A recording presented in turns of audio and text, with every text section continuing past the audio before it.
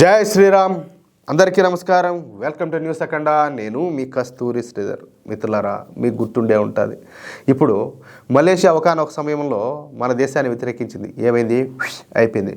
Canada ఎవరు? Justin Trudeau ఓడు ఒకానొక సందర్భంలో మనల్ని వ్యతిరేకించాడు. ఏమైంది? ఎత్తిపోయినాడు.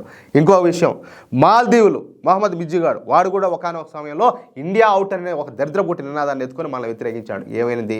ఇప్పుడు కాళ్ళబేరానికి వచ్చాడు. అలాగే ఈ డొనాల్డ్ ట్రంప్ ఏది ఈ పన్నులు అది ఇది చెత్త చెదారం, రష్యా దగ్గర మీరు ముడి చోరు కొంటున్నారు, మీరు అట్ట చేస్తారు ఎట్ట చేస్తారని చెప్పేసి ఏకంగా భారతదేశాన్ని బెదిరించే ప్రయత్నం చేశాడు. ఏమైంది? ఈ న్యూస్ చూడండి ఒకసారి. కొట్టే దెబ్బకు అమెరికా లైన్లోకి వచ్చేసింది. ఈ న్యూస్ చూడండి ఒకసారి. అమెరికా భారతదేశాల మధ్యన ఇంతకుముందు పెద్దగా సంబంధాలు అయితే ఉండేటి కాదు. అమెరికా మొదటి నుంచి కూడా పాకిస్తాన్నే సమర్థిస్తూ వస్తుంది. 100% ఇది వాస్తవం. ఇది ఒక సందర్భంలో భారత్ మీద దాడి చేయడానికి కూడా అమెరికా ప్రయత్నం చేసింది.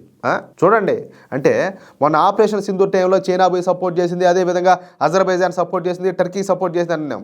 ఆ దేశాలన్నీ కూడా మన శత్రు దేశాలు, ఎందుకంటే మన శత్రు దేశానికి సపోర్ట్ చేసినాయి కాబట్టి. యాజ్ ఇట్ ఈజ్గా ఇప్పుడు అమెరికా పాకిస్తాన్ సపోర్ట్ చేస్తా మన మీద దాడి చేయడానికి ప్రయత్నం చేసిందంటే ఎంత దమ్ము నీకు?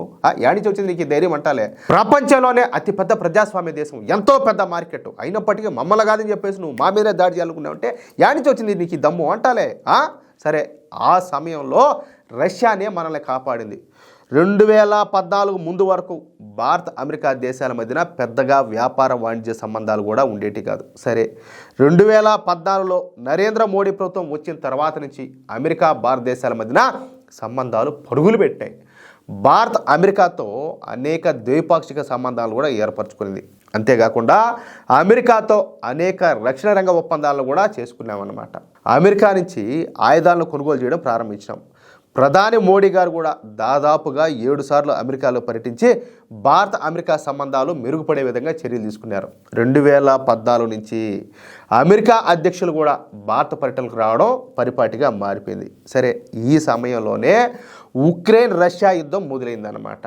2022 నుంచి ఈ ఉక్రెయిన్కు రష్యాకు మధ్యన యుద్ధం కొనసాగుతానే వచ్చింది. అయితే ఈ యుద్ధం ఎప్పుడైతే మొదలైందో అప్పటి నుంచి మన భారత ప్రభుత్వం రష్యా నుంచి ముడిచోరును కొనుగోలు చేయడం ప్రారంభించింది. రష్యా అధ్యక్షుడైనటువంటి పుతిన్ మన భారతదేశానికి డిస్కౌంట్లో కారు చౌకగా ముడిచోరును అయితే అందిస్తామని చెప్పేసి ఆఫర్ చేయడంతో భారత్ కూడా అందుకు అంగీకరించి రష్యా దగ్గర నుంచి ఈ ముడిచోరును కొనుగోలు చేయడం మొదలుపెట్టింది. అంతే కదా. ఇప్పుడు సపోజ్ నీకు ఒక వాటర్ బాటిల్ వచ్చేసి ఒక 20 రూపాయలు కొంటావయ్యా, నువ్వు అదే క్వాలిటీతో అదే టేస్ట్తో మంచి క్వాలిటీ వాటరు నీకు 2 రూపాయలకు వస్తుంది, 3 రూపాయలకు వస్తుంది, 5 రూపాయలకు వస్తుంది అంటే నువ్వు ఎందుకు కొనవు? కొంటావు కదా. దాంట్లో నీకేం కల్తీలే ఉండవు కదా. సేమ్ అంతే. ఇప్పుడు అదే నువ్వు అరబ్ దేశాల నుంచి నువ్వు 100 రూపాయలు పెట్టి ఎందుకు కొనాలా? 20 రూపాయలకు 30 రూపాయలకు వచ్చినప్పుడు 50 రూపాయలకు వచ్చినప్పుడు, అవునా కదా? జస్ట్ మీకు అర్థమయ్యేదానికి చెప్తున్నా ఇదంతా కూడా.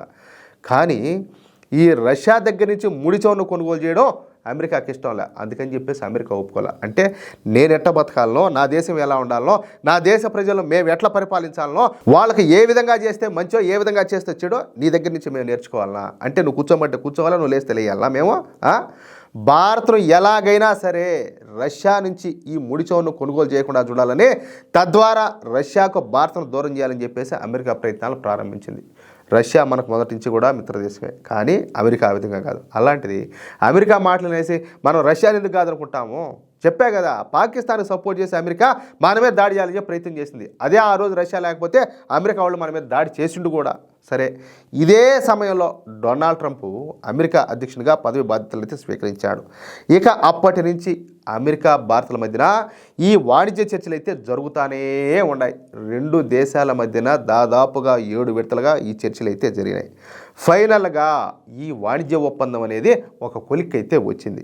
దీని ప్రకారం 2030 నాటికి భారత అమెరికాల మధ్యన వ్యాపార వాణిజ్యాలు $500 బిలియన్ చేరాలని చెప్పేసి 2 దేశాలు కూడా నిర్ణయించుకున్నాయి. అంటే మన దేశ కరెన్సీల్లో 43 లక్షల కోట్ల రూపాయలు అనమాట, తక్కువేం కాదు.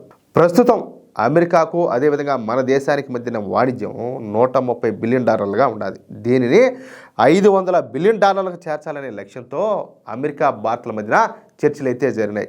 చెప్పాలంటే కొంతవరకు అవి సక్సెస్ అయినాయి కూడా. కానీ చివరి దశలో ఈ డొనాల్డ్ ట్రంప్ ఈ వాణిజ్య ఒప్పందానికి అడ్డుపడ్డాడు.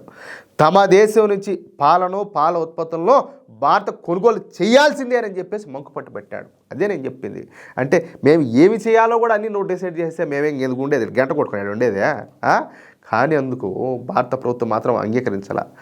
మేము నాన్ వెజ్ పాలన కొనుగోలు చేయలేమని చెప్పేసి మన మోడీ ప్రభుత్వం స్పష్టంగా అమెరికాకి అయితే చెప్పేసింది. ఎందుకంటే గతంలో కూడా నేను చాలాసార్లు చెప్పిన, అమెరికాలో ఈ ఆవులకి అంతటి కూడా ఈ మాంసాహార ఉత్పత్తులతో కూడినటువంటి ఫీడింగ్ని అయితే ఇస్తారంట. ఇప్పుడు మన చిన్నపిల్లలకు మనం పాలు పోస్తాం, అవునా కదా, మనము తాగుతాం. అదేవిధంగా మనం ప్రసాదాలకు, పూజలకు, అభిషేకాలకు ఎన్నో వాటిల్లో మన పాలన అయితే వాడతాం. అలాంటిది అసలు పాలంటేనే కంప్లీట్గా వెజిటేరియను.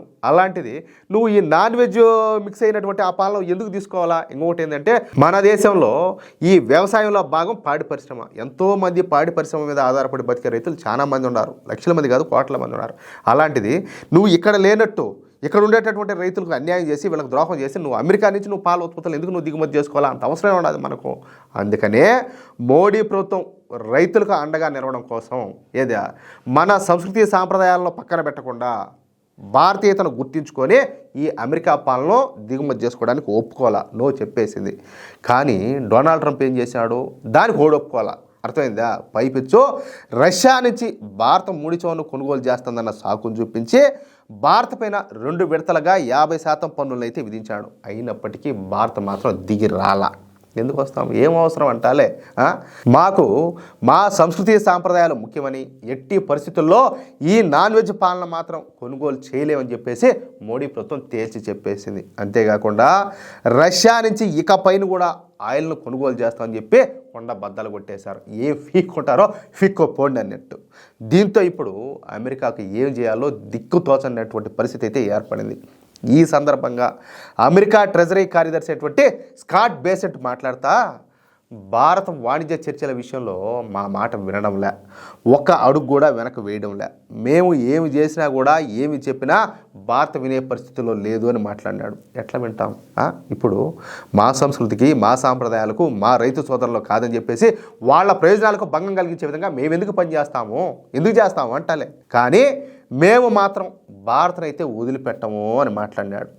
అర్థమవుతుంది. ఇంకా చూడండి, భారత్తో సన్నిహిత సంబంధాలను మళ్ళీ మెరుగుపరుచుకుంటామని చెప్పేసి ఆయన గారు ఒక ప్రకటన అయితే విడుదల చేశాడు. అంటే ఇప్పుడు మన భారత ప్రభుత్వం వెనక తగ్గకపోవడంతో ఇక చేసేది ఏమీ లేక మేమే వెనక తగ్గుతామని చెప్పేసి ఈ అమెరికా ట్రెజరీ కార్యదర్శి అయినటువంటి స్కాట్ బేసెంట్ చెప్పకనే చెప్పినాడు. అంటే నెమ్మదిగా మళ్ళీ వాళ్ళ అవసరాల కోసం తప్పనిసరి పరిస్థితుల్లో ఈ అమెరికా భారత్ రూట్లోకే వస్తుందన్నమాట. అది మనమే తప్పు చేయాల, అర్థమవుతుందా? మనం నిజాయితీగా ఉన్నాము. మన దేశాన్ని, మన దేశ ప్రజలను, మన దేశ ప్రజల ప్రయోజనాలను మనం కాపాడుకుంటానే వస్తున్నాము. దాని తగ్గట్టే మోడీ గారు పనిచేస్తారు. వాడెవడో లుచ్చాగాడు, లాఫింగాడు, లత్కోరగాడు వాడెవడో వచ్చి మళ్ళీ బెదిరించాలంటే మనం ఎట్టే బెదిరిపోతాము. ఈడేమంతా చేతగాని చావ చచ్చిన సన్నాసులు ఉన్నారు. ఇక్కడ దమ్మున్న మోడీ గారు ఉన్నారు. మా మొగోడి పాలన, మొనగాడి పాలన అంటే ఎట్టుంటుందో చేసి చూపించాడు. నేను గతంలో కూడా చెప్పిన, 2014కు ముందు భారత్తో పోటీ ఎవరంటే పాకిస్తాన్ అని చెప్తున్నారు. దీన్నక్క దీనవ్వ తినాలి, ఈరోజు కొట్టి అమెరికాతోనే పోటీ. అది మోడీ ఏం చేశాడని మాట్లాడతారు కదా, చూడండి. అమెరికానే ఢీ కొడతాడు మోడీ గారు. అదియా మొనగాడి పాలన అంటేనో. ఈ లంగాలకు, డెకాట్ ముండా కొడకలకి అందరికి కూడా ఆయన విలువేం తెలుస్తుంది, బానిస కుక్కలకి. అది విషయం. అయితే ఎట్టోనా న్యూస్ అదిరిపోయింది కదా మిత్రులారా. ఈ న్యూస్ కనుక మీకు నచ్చినట్లయితే ఖచ్చితంగా ఈ న్యూస్ నలుగురికి షేర్ చేయండి. అలాగే ప్రతి ఒక్కరూ కూడా మీ యొక్క అమూల్యమైనటువంటి అభిప్రాయంలో కామెంట్ రూపంలో తెలియజేయండి. ఇంకో విషయం ఏంటంటే, ఇంతవరకు కూడా ఇప్పటికి కూడా ఇంకా మీరు మన ఛానల్ను సబ్స్క్రైబ్ చేసుకున్నట్లయితే సబ్స్క్రైబ్ చేసుకోండి. నేనేమి కాదు పాకిస్తాన్కి అనుకూలంగా వార్తలు చెప్తున్నానా, అమెరికాకు అనుకూలంగా వార్తలు చెప్తున్నానా? ఉన్నది ఉన్నట్టు మన దేశానికి విలువనిచ్చే ఏ మాత్రం కూడా పొల్లు పోకుండా ధర్మానికి కట్టుబడి మంచి వార్తలనే కదా అందిస్తున్నానా? మరి మీరు మన ఛానల్ సబ్స్క్రైబ్ చేయకపోతే ఏ ఛానల్ సబ్స్క్రైబ్ చేస్తారు? మీరా చెయ్యాలా, అది మన బాధ్యత. అర్థమైందా? మనం అందరం కలిసి మన దేశం కోసం పనిచేయాలా, మన దేశాన్ని ప్రపంచంలోనే విశ్వగురు స్థానంలో నిలబెట్టాలా. దానికోసం నేను, మీరు, మనమంతా కూడా కష్టపడాలా. ఎవరి పాత్ర వాళ్ళదే. అది విషయం. అయితే జై శ్రీరామ్, జై హింద్.